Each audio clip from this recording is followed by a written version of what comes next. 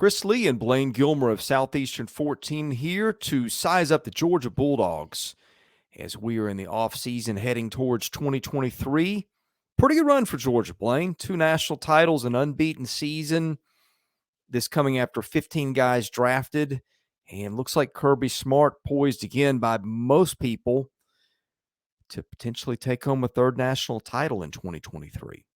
Yeah, it hadn't happened, I believe, since 1930s or something with Minnesota. That team back then, a three-peat. So definitely history not on their side. But Kirby Smart and company are going to try to defy the odds there and win a 3rd championship. They got a lot to replace, which we'll talk about. But they also have a lot returning. So we're going to get into it. But 29-1 over the last 2 seasons. Oddly enough, Chris, they have back-to-back national championships, but only 1 SEC championship. So it shows you how tough the league is to win that championship. But Georgia certainly has taken their place on the throne of college football and is looking to firmly cement that.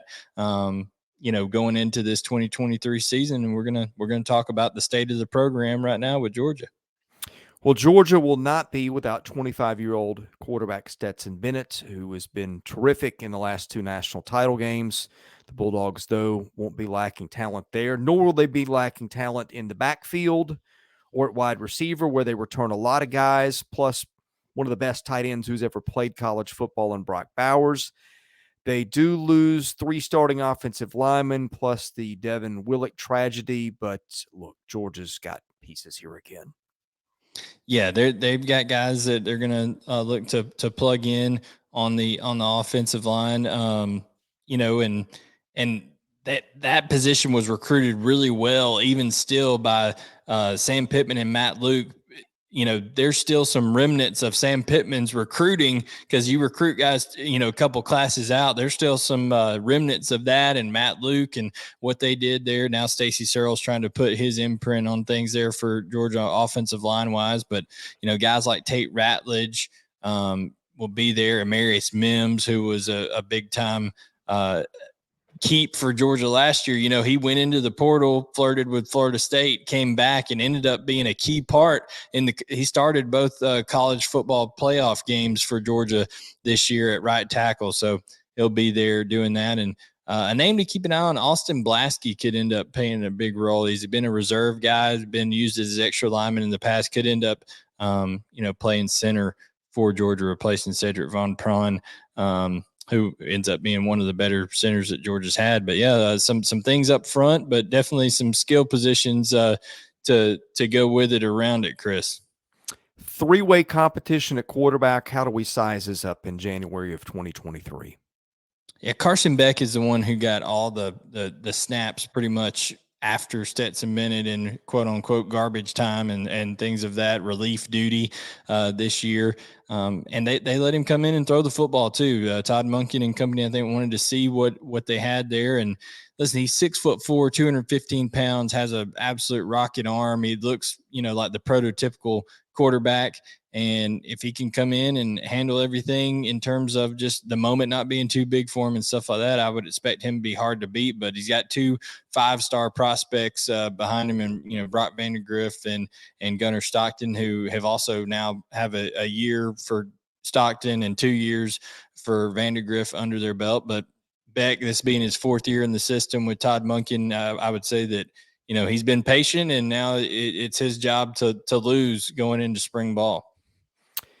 Running backs, they get Edwards back. They get Kendall Milton back. They've always got pieces there. This has not been your father's Georgia team where they've got a 1,500-yard rusher. It's more like guys that piece together 600 and 800 yards and catch some passes.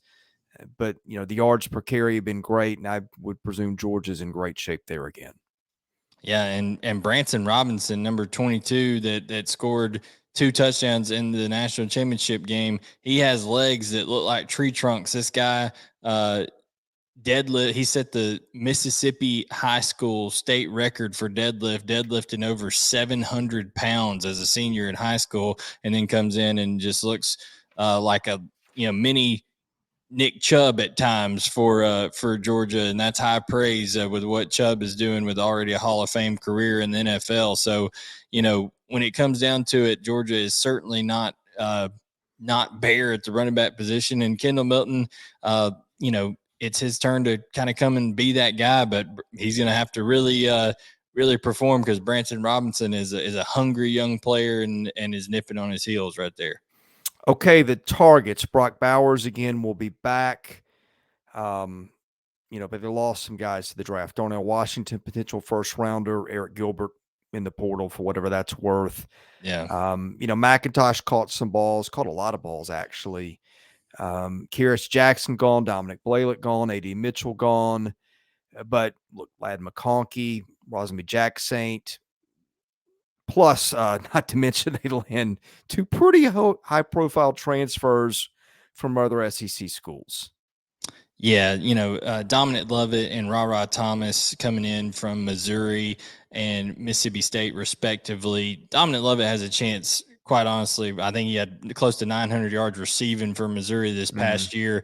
He's a guy that for Georgia could be the most dynamic receiver Georgia's had in terms of ability in the slot there since McCole Hardman or Isaiah McKenzie, and both of those guys are tearing things up in the NFL right now. So, when it comes down to it, Georgia's certainly not going to be devoid of weapons, and the speed in that wide receiver room is going to be the most it's ever been. CJ Smith, Arian Smith, and Anthony Evans Jr., Chris, all three run a 10-2 or under 100 meter dash and can absolutely fly. You saw Arian Smith, the long catches he had in the playoffs against Ohio State and TCU. So definitely speed on the outside for whoever the quarterback is that ends up going for Georgia.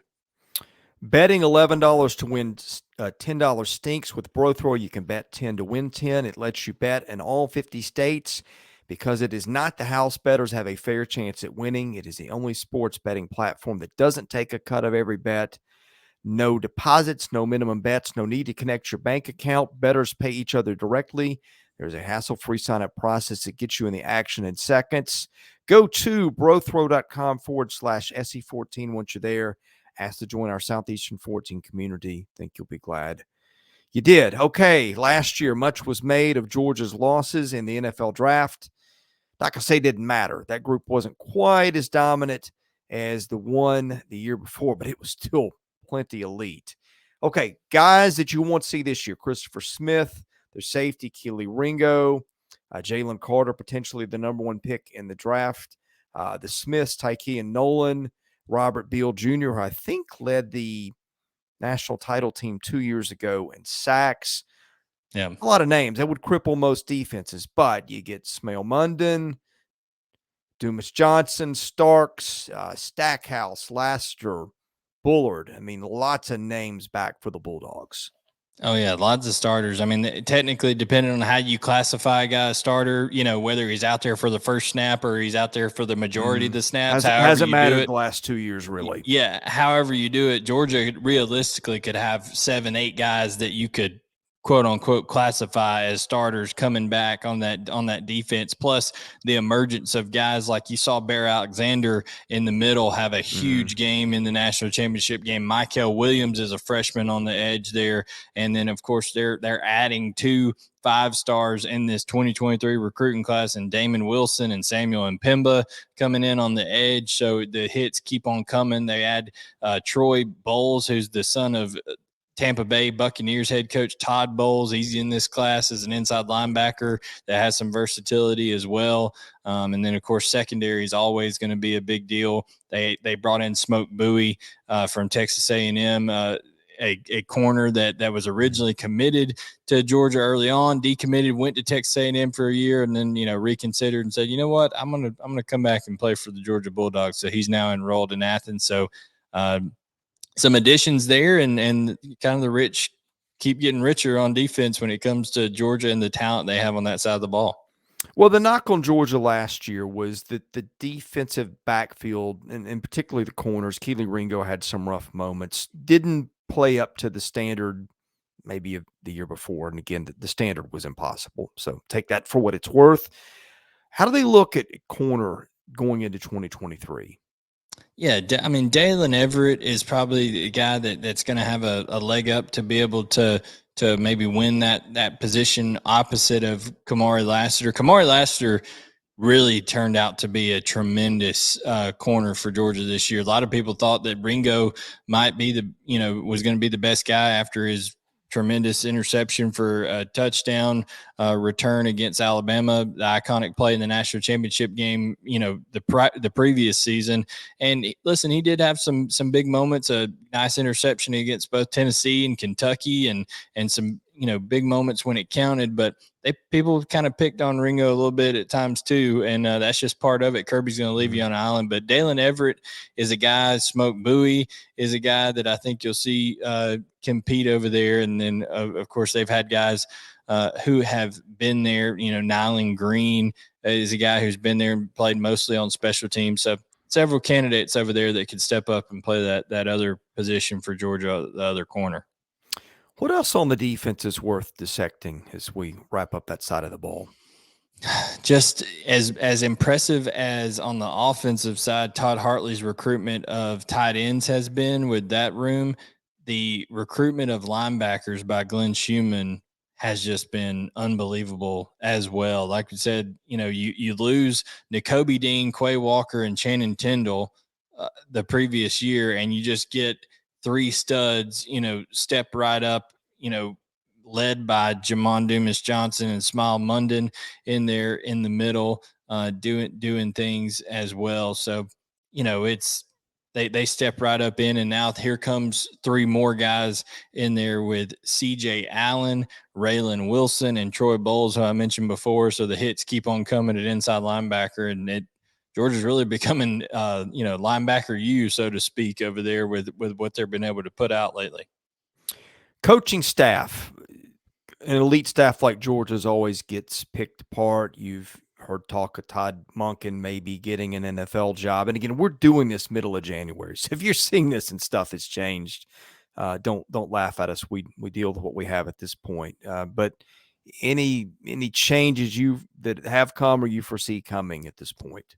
Well, as we record on January 18th, it seems like Georgia's still trying to hold off Alabama from going after Glenn Schumann, who is an Alabama alum.